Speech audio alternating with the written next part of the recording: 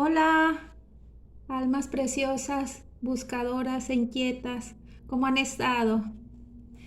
Aquí estamos de nuevo con la lectura de Caballo de Troya 1. Vamos a continuar donde nos quedamos en el video número 9. Este es el video número 10. Con mucho cariño, continuamos. Y Marta, que no se había atrevido a criticar la aparentemente incomprensible actuación del maestro, contestó: Sé que resucitará en la resurrección del último día, y desde ahora creo que nuestro Padre te dará todo aquello que le pidas. El rabí colocó sus manos sobre los hombros de la mujer y mirándola fijamente a los ojos le dijo: Yo soy la resurrección y la vida. Las lágrimas seguían corriendo por las mejillas de la hermana de Lázaro y Jesús prosiguió: Aquel que crea en mí vivirá a pesar de que muera. En verdad te digo que quien viva creyendo en mí nunca morirá realmente. Marta, ¿crees esto? La mujer asintió con la cabeza y tras secarse los ojos añadió: Sí, desde hace mucho tiempo creo que eres el libertador, el Hijo del Dios vivo, el que tiene que venir a este mundo. Los compañeros de Lázaro prosiguieron su relato, exponiendo la extrañeza del maestro al no ver a Marta junto a su hermana. La señora, que había recuperado ya su temple habitual, explicó a Jesús el profundo y doloroso trance por el que atravesaba María, y el nazareno le rogó que fuera a visitarla. Marta entró de nuevo en la casa y tomando aparte a su hermana, le dio la noticia de la llegada del maestro. Mis interlocutores debieron notar mi extrañeza ante este gesto de la hermana mayor de Lázaro, y adelantándose a mis pensamientos, aclararon: Entre las numerosas personas que habían acudido hasta esta casa se contaban algunos enemigos de Jesús. Marta, procurando evitar cualquier incidente, estimó oportuno no hablar en público de la reciente llegada a Betania del Rabí. Es más, su intención fue permanecer en la casa con los amigos y familiares mientras María acudía en busca de Jesús. Pero la súbita e impetuosa salida de la hermana menor alarmó a los presentes, que la siguieron, creyendo que María se dirigía a la tumba de su hermano.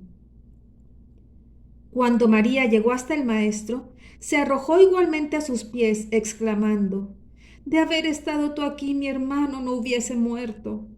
El grupo, al ver a Jesús con las dos hermanas, permaneció a una prudencial distancia. En aquellos momentos, mientras el rabí las consolaba, muchos de los amigos y parientes reanudaron sus lamentaciones y gemidos. El sol había empezado ya a desplazarse hacia el oeste cuando Jesús preguntó a Marta y a María: ¿Dónde está? La señora le respondió: Ven y verás. Y las hermanas le condujeron hasta la hacienda, atravesando el huerto. Cuando estuvieron frente a la gran peña, Marta le señaló la losa que cerraba el panteón familiar, mientras María, presa de un nuevo ataque, se arrodillaba a los pies del Galileo, sollozando y hundiendo el rostro en la tierra. Se hizo un gran silencio, y los que estábamos cerca del rabí vimos cómo sus ojos se humedecían y varias lágrimas corrieron por sus mejillas. Uno de los amigos de Jesús, al verle llorar, exclamó: Ved cómo le quería aquel que ha abierto los ojos a los ciegos. ¿No podría impedir que este hombre muera? Pero otros de los allí congregados, implacables detractores del maestro, aprovecharon aquella oportunidad para ridiculizar a Jesús diciendo: Si tenía en tan alta estima a este hombre, ¿por qué no ha salvado a su amigo? ¿De qué sirve curar en Galilea a extraños si no puede salvar a los que ama? Jesús, sin embargo, permaneció en silencio. Entonces, levantando a María, la estrechó entre sus brazos, aliviando su aflicción. ¿Qué hora era? Faltaba muy poco para la nona. En ese momento, el rabí, dirigiéndose a algunos de sus discípulos, les ordenó: «Levantad la piedra».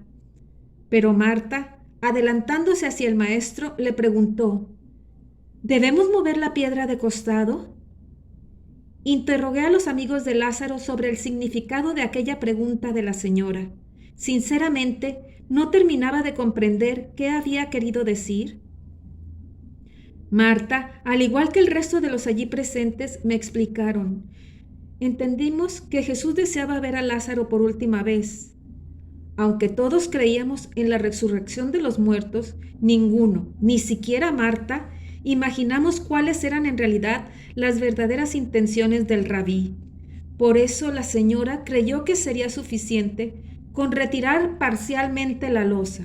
De esta forma, el maestro hubiera podido asomarse a la sepultura y contemplar el cadáver de su amigo. La hermana mayor de Lázaro, sin embargo, intentó persuadir a Jesús diciéndole: «Mi hermano ha muerto hace ya 4 días. La descomposición del cuerpo se ha iniciado». Los 5 hombres que se disponían a desplazar la piedra miraron a Marta sin saber qué hacer. Pero Jesús, que se había situado frente a ellos, y en un tono que no dejaba lugar a dudas, reprochó la lógica insinuación de la señora. ¿No os he manifestado desde el principio que esta enfermedad no era mortal? ¿No he venido a cumplir mi promesa? Y después de haber visto, ¿no he dicho que si creéis, veréis la gloria de Dios? ¿Por qué dudáis? ¿Cuánto tiempo necesitáis para creer y obedecer? Marta miró fijamente al maestro y en uno de sus típicos arranques animó a los apóstoles y vecinos de Betania que se habían brindado a separar la piedra para que abrieran la caverna. El espeso silencio quedó roto por el gemido de la losa circular al rozar sobre la roca y por los entrecortados gritos de aliento que proferían los voluntarios en su esfuerzo por echar a un lado el pesado cierre. Al 4º o 5º intento, la boca de la tumba quedó al descubierto. Nuestro rabí entonces levantó los ojos hacia el sur de aquel atardecer y exclamó de forma que todos pudiéramos oírle: «Padre, te agradezco que hayas oído mi ruego.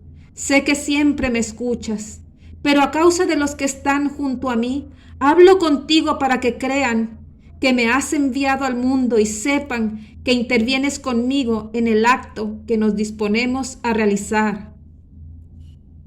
Acto seguido, clavó su rodilla izquierda en tierra y asomándose a la galería que conduce a la cámara funeraria, gritó con fuerza: «¡Lázaro, acércate a mí!». El eco resonó en el interior de la cueva. Mientras las 40 o 50 personas que allí estábamos sentimos un escalofrío. Algunos de los más próximos al maestro nos asomamos a la tumba y percibimos en la penumbra del foso la forma de Lázaro, fuertemente fajado con tiras de lino blanco y reposando en el nicho inferior derecho del panteón. María, asustada, se abrazó a su hermana. Nunca un silencio fue tan dramático. Durante un corto espacio, todos contuvimos la respiración. Aunque muchos de nosotros habíamos sido testigos de otros prodigios del rabí, la palpable y cruda realidad de aquellos 4 días de enterramiento nos hacía durar. ¿Qué iba a suceder? Aquel desacostumbrado silencio se había propagado incluso a los alrededores. Las primeras y familiares golondrinas habían desaparecido del cielo y hasta el fuerte viento tan propio de esta época se había calmado inexplicablemente. De pronto, el maestro dio un paso atrás. Por las escaleras que conducen a la boca de la cueva apareció un bulto. María lanzó un grito desgarrador y cayó desmayada.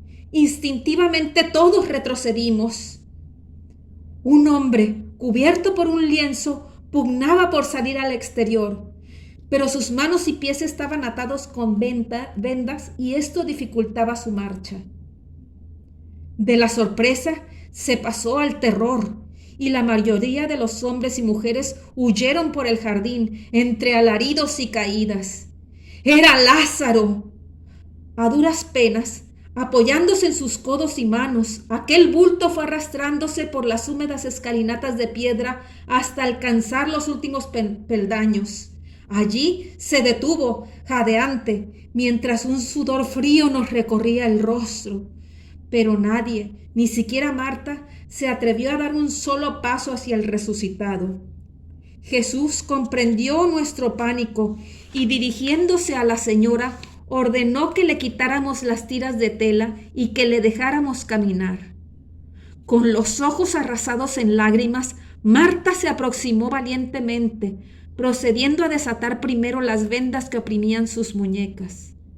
A continuación, sin esperar a liberarle de las ataduras de los tobillos, rasgó la sábana y dejó al descubierto el rostro de su hermano.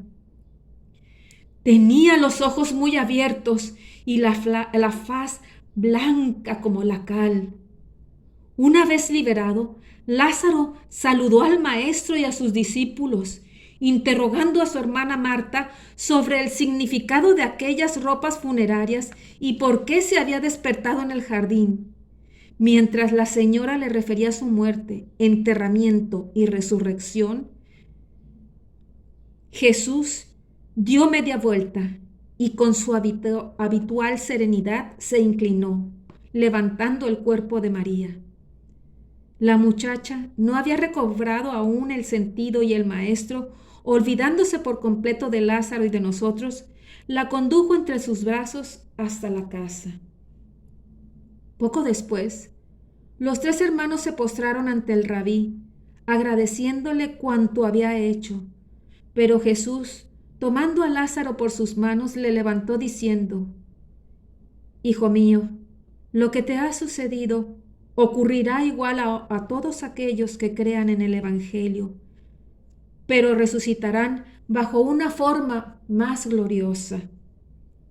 Tú serás el testigo viviente de la verdad que he proclamado. Yo soy la resurrección y la vida. Ahora vayamos a tomar el alimento para nuestros cuerpos físicos. Esto es todo lo que podemos decirte. Lázaro me observaba fijamente, supongo que con menor curiosidad de la que yo sentía por él. Si me lo permites, intervine dirigiéndome al resucitado. Quisiera hacerte una última pregunta. El amigo de Jesús asintió con la cabeza. ¿Qué recuerdo guardas? ¿Qué recuerdo guardas de esos días en los que gustaste la muerte? Nunca he hablado de ello, repuso Lázaro, pero no es mucho lo que puedo decirte. Aquella pregunta y la insinuación del propietario de la casa sorprendieron al grupo. Curiosamente, nadie se había preocupado de averiguar qué había visto o sentido Lázaro durante los 4 días en los que había permanecido muerto. Hubo un momento, supongo que en el instante de mi muerte, en el que mi cabeza se llenó de un extraño ruido. Fue algo así como el zumbido de un enjambre de abejas. Después, no sé por cuánto tiempo, experimenté una sensación desconocida. Era como si me precipitara por un estrecho y oscuro pasadizo. Cuando volví a abrir los ojos, todo era oscuridad. No sabía dónde estaba ni lo que me había sucedido. Sentí frío en la espalda. Me di cuenta entonces que yacía sobre un lecho de piedra. Traté de incorporarme, pero noté que me hallaba maniatado y cubierto por un lienzo. Intenté gritar, pero un pañolón anudado sobre la cabeza sujetaba fuertemente mi mandíbula. Inmediatamente comprendí que estaba en una de las cavidades subterráneas que sirven para enterrar a nuestros muertos. Sin embargo, en contra de lo que puedas creer, no sentí miedo. Al contrario, una gran paz se apoderó de mí y lentamente como pude, fui arrastrándome hacia la columna de luz que se distinguía al fondo de la cámara. El resto ya lo conoces. No sé cómo pudo venirme a la memoria, pero de pronto recordé que en el relato de la resurrección se había mencionado una sábana. Abusando de tu hospitalidad, le expuse, me gustaría saber si aún conservas los lienzos funerarios.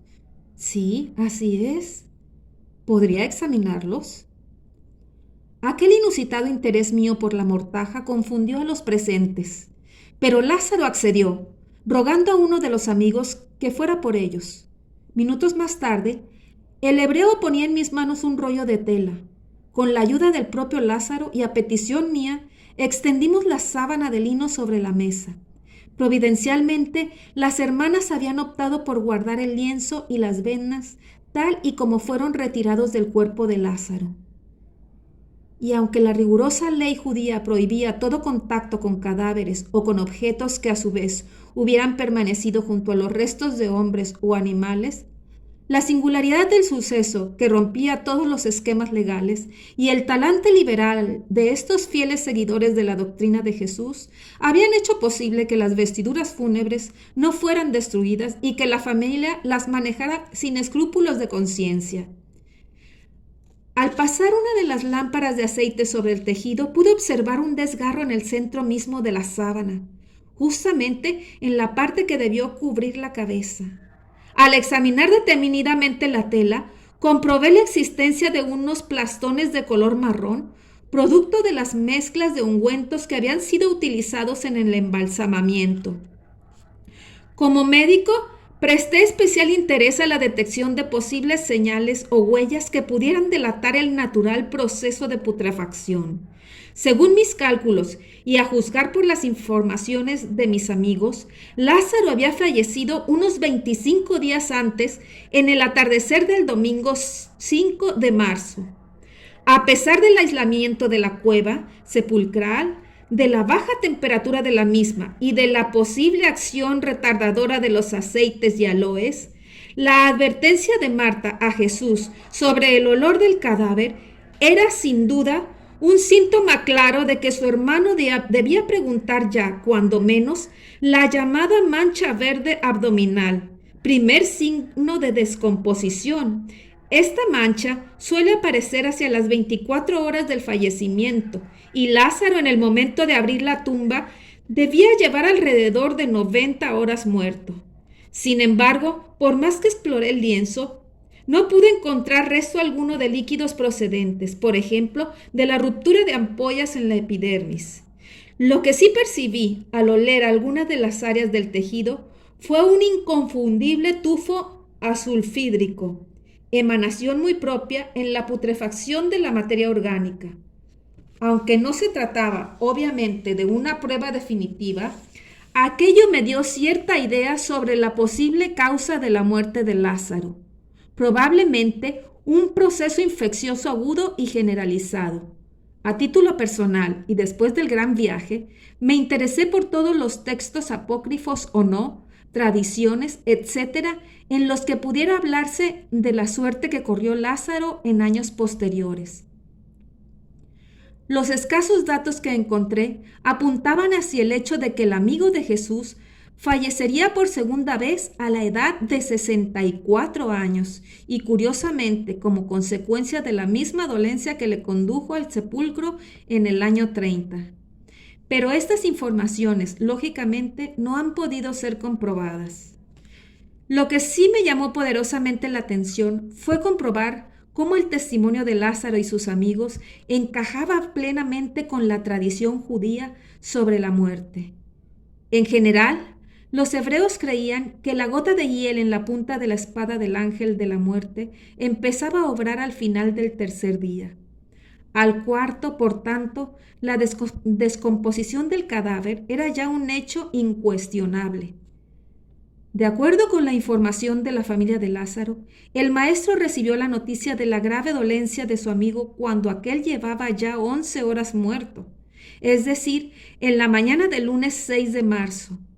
Jesús conocía esta creencia judía sobre la muerte y sabiamente esperó hasta el martes para ponerse en camino, llegando hasta Betania cuando los restos de Lázaro llevaban ya sin vida alrededor de 96 horas. Un tiempo más que suficiente como para que todos los judíos que sabían del fallecimiento no pudieran dudar sobre el prodigio que estaba a punto de consumar. En las horas que siguieron, merced a estas y a otras informaciones, alcancé a entender en su verdadera medida por qué la aristocracia sacerdotal judía, encabezada en aquellos años por la saga del ex sumo sacerdote, Anás, buscaba la muerte de Jesús de Nazaret. A las pocas horas de la resurrección de Lázaro, los jefes del templo y por supuesto el yerno de Anás tuvieron cumplida cuenta de cuanto había ocurrido en el cementerio de Betania, mientras la inmensa mayoría de los amigos del resucitado, que habían sido testigos excepcionales del suceso, se hacían lenguas del mismo, pregonando a los cuatro vientos la portentosa señal del Maestro de Galilea. Otros judíos, mucho menos, aunque de torcido corazón, se apresuraron a informar a la casta de los fariseos, que gozaba entonces de gran primacía sobre el resto de los sacerdotes y levitas.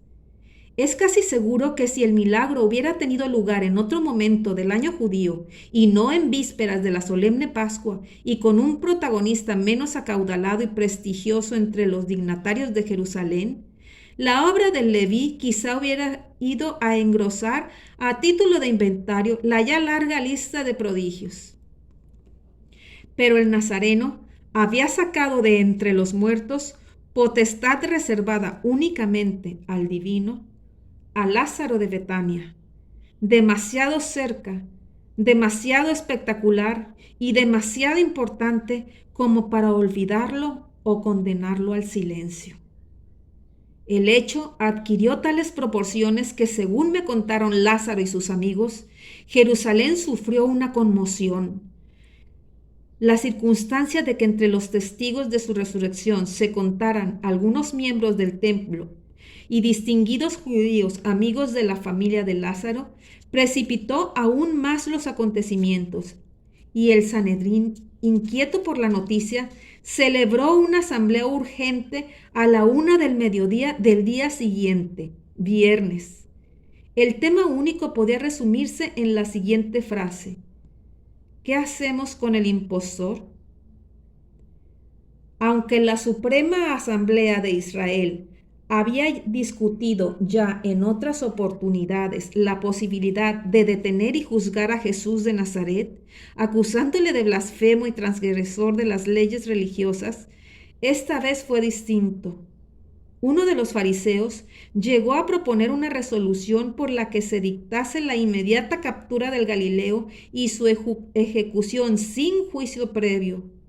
Esto provocó agrias discusiones entre los 71 miembros del Sanedrín, en especial entre algunos ancianos o representantes de la nobleza laica, caso de José de Arimatea y los fariseos. Aquellos consideraban ilegal y abominable tal decisión.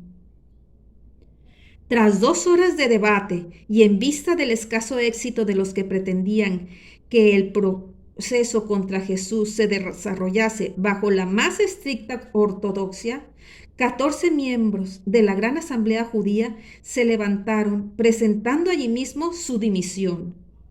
2 semanas después, cuando el Sanedrín aceptó estas dimisiones, el Consejo relevó de sus cargas a otros 5 destacados miembros, bajo la acusación de reflejar sentimientos de amistad hacia el Nazareno. Estas circunstancias despejaron el camino del Sanedrín, que tomó la decisión casi unánime de prender y ajusticiar al Maestro. Lázaro y su familia no se equivocaban al creer que la suerte de Jesús estaba echada. El odio del Sanedrín contra el rabí era tal que aquella misma tarde del viernes 10 de marzo, los policías del templo recibieron la orden de buscar y capturar a Jesús, allí donde se encontrase. Pero la inminente entrada del sábado al atardecer del viernes salvaría al Nazareno. Aunque todo Jerusalén sabía de la presencia de Jesús en Betania, los levitas decidieron aguardar al domingo para ejecutar la orden de caza y captura. Los amigos del Maestro se apresuraron a comunicarle el grave acuerdo del Sanedrín. apremiándole para que huyera. Pero Jesús no hizo caso y siguió en Betfagé hasta la mañana del domingo 12 de marzo. Tras despedirse de Lázaro y sus hermanas, el rabí y su grupo partieron a su campamento de la ciudad de Pella. Pocos días después de la marcha del Maestro, el burlado Sanedrín centró sus iras en el resucitado. Lázaro y su familia fueron llamados a declarar a Jerusalén, y los sacerdotes tuvieron que rendirse a la evidencia del milagroso acto de Jesús. En este sentido, el testimonio del médico del templo, Ben Ahía, que había asistido al vecino de Betania durante su fulminante enfermedad y comprobado con sus propios ojos el ritual del embalsamamiento, fue decisivo.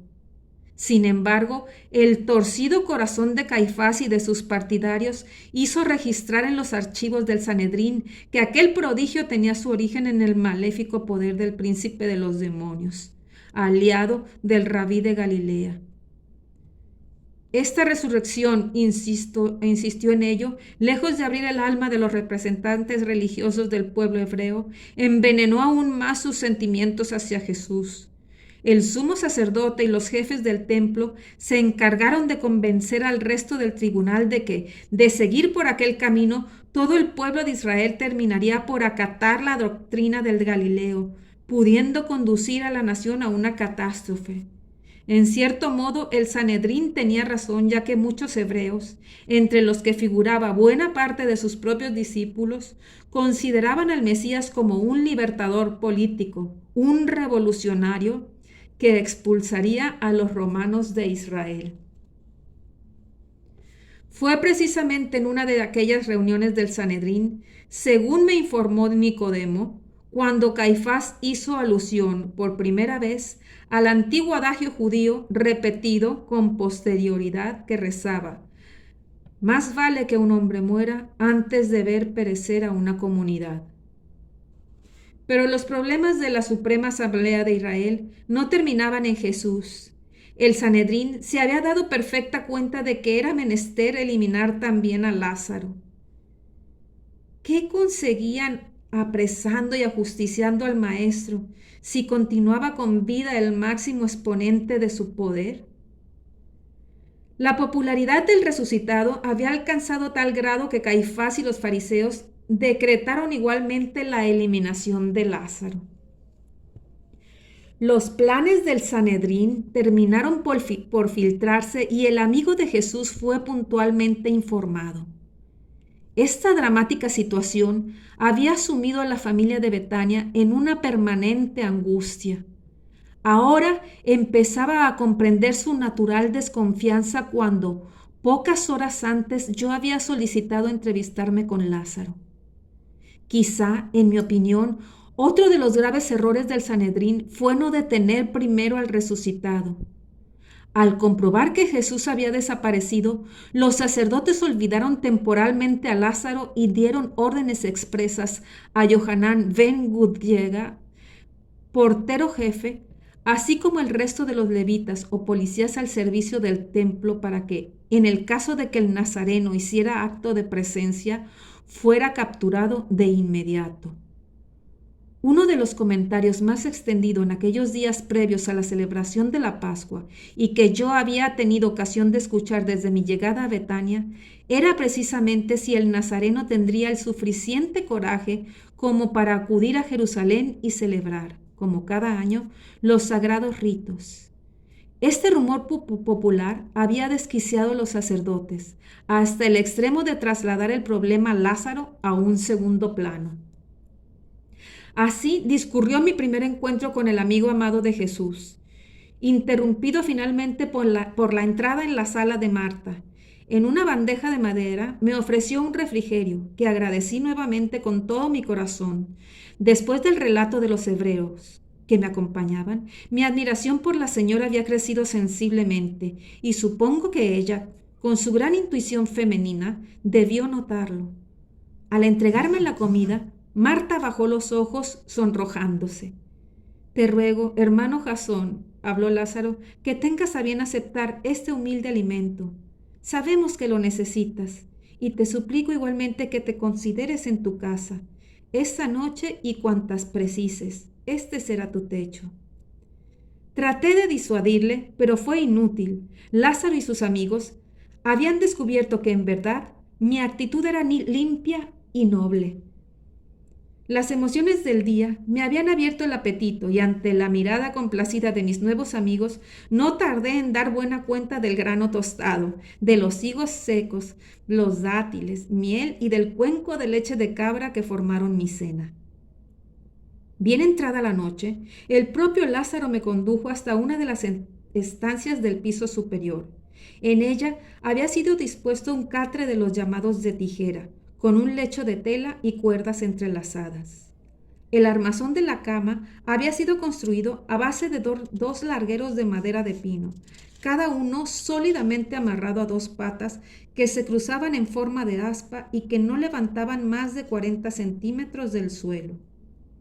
Por todo mobiliario, el reducido dormitorio rectangular de 1,80 por 2,50 metros presentaba un arcón de sólida madera de acacia, la misma que debió de servir para construir la legendaria Arca de la Alianza, de 1 metro de altura. Sobre él, Marta había colocado mis sandalias, pulcramente lavadas, una jofaina, una jarra de metal con agua, un lienzo y un pequeño ramo de romero de fragantes flores azuladas. Sobre la cabecera del lecho, colgando de la blanca pared y a corta altura del piso de ladrillo rojo, alumbraba una sencilla lamparilla de aceite con forma de concha. Al cerrar la puerta y quedarme solo, me asomé a la estrecha tronera que hacía las veces de ventana, y mis ojos se humedecieron al contemplar aquella legión de estrellas, idénticas a las que yo solía ver en el desierto de Mojave. Tras una larga conexión con el módulo, caí rendido sobre el catre. En realidad, mi agitada exploración no había hecho más que empezar. Bueno, queridas almas hermosas, hasta aquí vamos a suspender la lectura para que no se me fastidien mucho con el tiempo y continuamos en la próxima lectura, que sería el video número 11. Este es el número 10. Aquí se los dejo con mucho cariño. No olviden suscribirse. Esto se los sugiero para que le puedan dar seguimiento a esta lectura tan hermosa y tan interesante, para que les suene la campanita y puedan ir viendo en orden los videos, más que nada por eso. Y bueno, nos vemos la próxima. Los quiero mucho y espero hayan disfrutado de esta interesante lectura. Hasta pronto. Gracias.